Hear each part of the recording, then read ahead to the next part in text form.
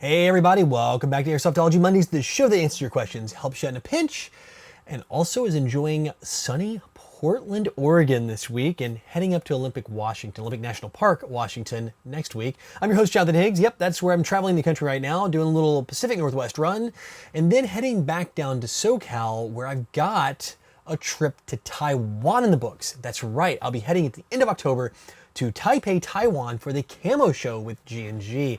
That is probably the biggest news on the channel right now. I just want to share that with you guys. So I'll be doing some vlogging from there. Of course, when I get back, I'll be uploading all the cool stuff. And speaking of uploads, by the way, I do have my footage. I'm finishing up editing. In fact, I'm working on my laptop right here.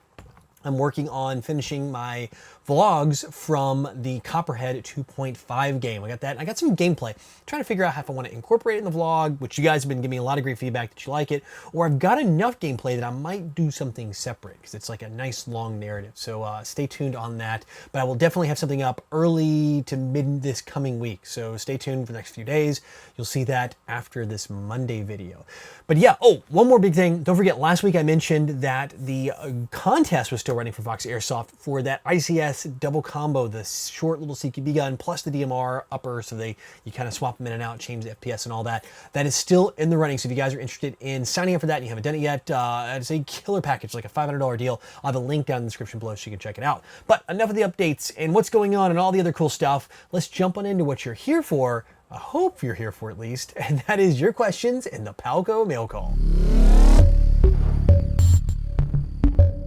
Spencer Fallon writes, hey Jay, do Bio BBs ever expire? I do know they break down over time on the field, but will they break down in the bottle? Thanks. So yeah, right now, all the modern bios you're gonna find from like Elite Force in the bottles, G&G in their bags, or Ziploc bags, like their heavyweight ones that I use a lot of too. Both of those, and pretty much any other major brand you're gonna find out there, you're not gonna have bios that are gonna break down in the bottle if you keep them in a dry place. You know, I add a lot of moisture into that bottle and out of the sun. You wanna keep them in a cool, dry location. Totally fine. They'll be able to keep for a very long time. You'll be able to hang on to those for years probably before you have any kind of issue, especially if you keep it cool and dry, probably 10, 20, 30, 40, 50 years, who knows. They're designed to break down in heat, moisture, sunlight, things like that. So if you keep them out of there, you're fine. That said, some in the past used to break down kind of on their own. I remember one specifically, P-Force. They're made of basically like cornstarch packed together. You put like a drop of water, these things were like a gremlin. They just kind of turned into a big pile of putty in the bag.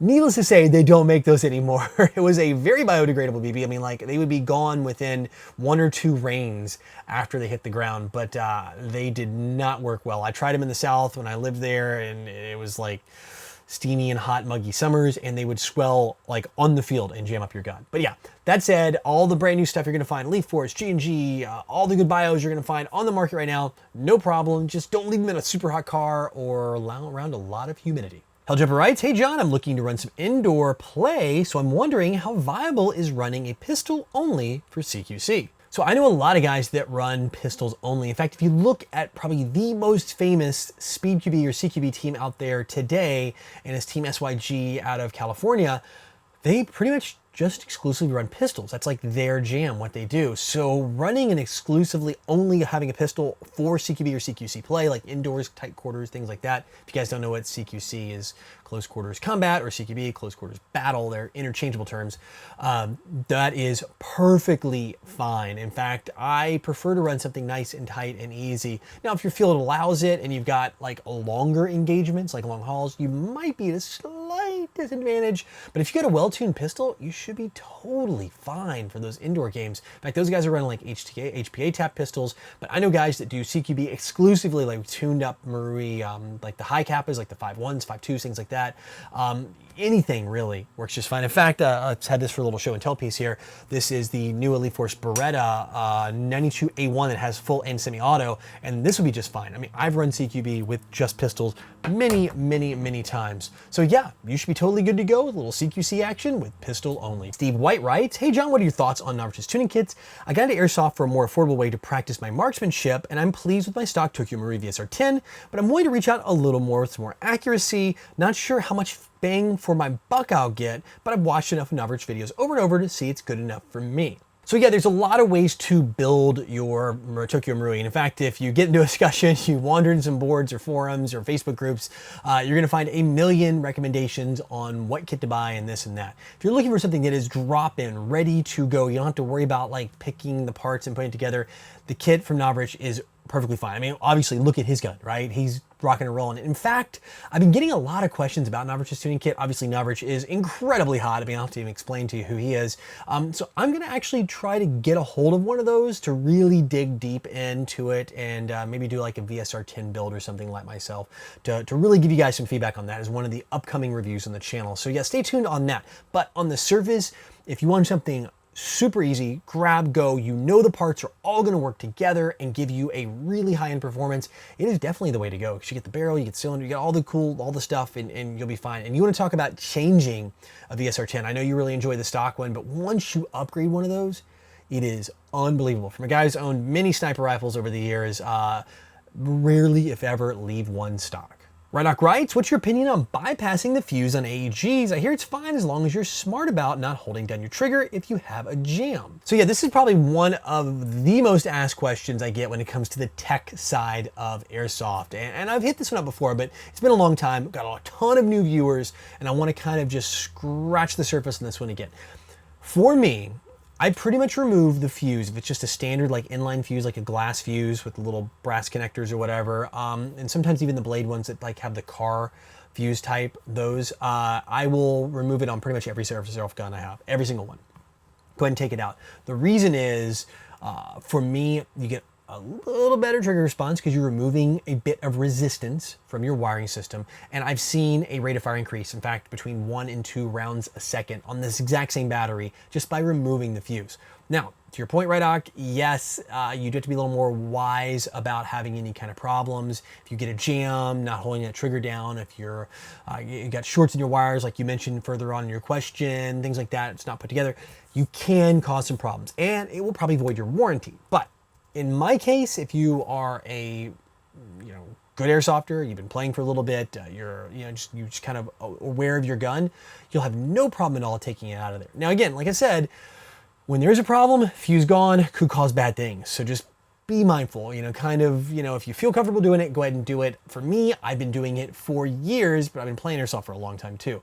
I'm willing to take that risk for the little bit of reward. But again, it's up to you. But honestly, for me, it's no problem. Frankie Lavassi writes, hey John, here's my question. I have a surplus US M40 gas mask that I want to use to replace my airsoft mask and create my dad's Gulf War kit. What would I need to do in order to make the mask usable and more comfortable for milsim? Many thanks. Well, I hate to be the bearer of bad news on this one, but it's probably not going to be milsim capable, simply because you're going to have something that is ANSI Z rated. It needs to be a rated impact protection, and you can take the lenses out, get good Lexane glass that is impact rated above Z rating, replace those, seal it all in, do all that stuff. But when you go to a big milsim event or any sanctioned field, it's going to have to be out of the box, ANSI Z rated or better, so you're not gonna be able to use that. I really wish I had better news for you. For like a loadout photos, doing cool stuff, throw it on, have fun with it, make it look cool. But for going to the events, definitely want to pick up something that is Z-rated out of the box and not modded to be that way, because the insurance is not, unfortunately, going to let you use that on the field. Liam Bibb writes, how or who chooses the Code Red video of the week? And if so, do you take recommendations? Actually, it's funny you say that, because last week was the first week I actually took a recommendation from, or asked you guys, solicited recommendations, and that's something this week, which is a perfect segue, I'm starting to do. So yes, if you guys want to, I really love to see your feedback. I usually pick these myself, just videos I've enjoyed on the web, but now I really want to look to you guys for some great ones, because there are some awesome gems that have already appeared. Like, I've been stockpiling from this week alone, some amazing videos you guys have sent me. So yes, please put your video recommendation of the week below in the comments. I do read all the comments every single week, so make sure you put, hey, I got a recommendation for you, Jonathan, or something like that, so I know what it is. Put the link to the YouTube video. Sometimes it marks it as spam. I go through my spam and I approve all those, so don't worry about it. So if yours doesn't just show up, don't feel like it didn't show up. It'll be in the spam box and I'll clear those out for you. So yeah, man, I would love to start getting recommendations from you and every single one of you out there, and we're going to start with this week's video right now. That's it for questions, which means it is time for the Code Red Headsets video recommendation of the week. And like I just said, this one is coming from you guys out there, and I'm going to probably slaughter some names and words in this one. So this one is from Nicholas Niemann. He actually wrote in with this, and this is from Sweden. This is a Swedish channel out there, and I gotta pull my video up because I'm going to have to try to pronounce this video for you guys. It is from the channel called Crazy Pictures, which I can pronounce. It's called Pulsi for Fiskar, and that's, I think, the series is the name, because there seems like a lot of series of these videos. And the name of the title of the video is Overskrig, I think. And I probably put the wrong emphasis on the incorrect syllable. But anyway, this is such a cool video. He actually gave 2 recommendations. I watched them both, and they're both awesome. This channel is great, and for the number of subscribers, really low, like 75,000 subscribers. A lot of good views. It's like over 500,000 views on this video.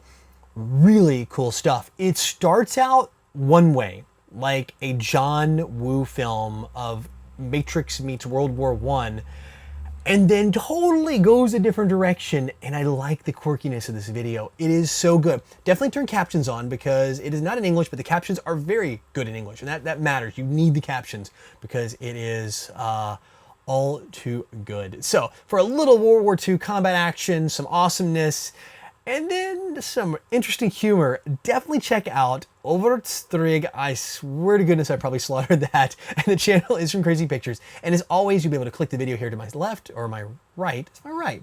Or I'll have the full link in the description below so you can go and check it out. All right, guys, thank you. As always, I say this at the end of every single video. I really do mean it. I don't just say it because it's part of what I say, because otherwise I just cut the video off. Thank you so much for being so incredibly awesome out there as a community. In fact, it's, today, it's a Saturday. I'm recording a little earlier for the Monday's videos, and I was at Thunder Kiss Northwest in Washington. Got to meet a bunch of you guys who came out to the shop. It still is incredibly humbling and awesome to meet you in person, and to have conversations with you guys here on the Monday's video, like in the comment section below. And that's what's so cool. Those questions that we answer every single week, or I answer every single week, come from you guys. Every single one. I do read them every single week, up until like Friday or Saturday when I'm actually doing the video and getting it prepped.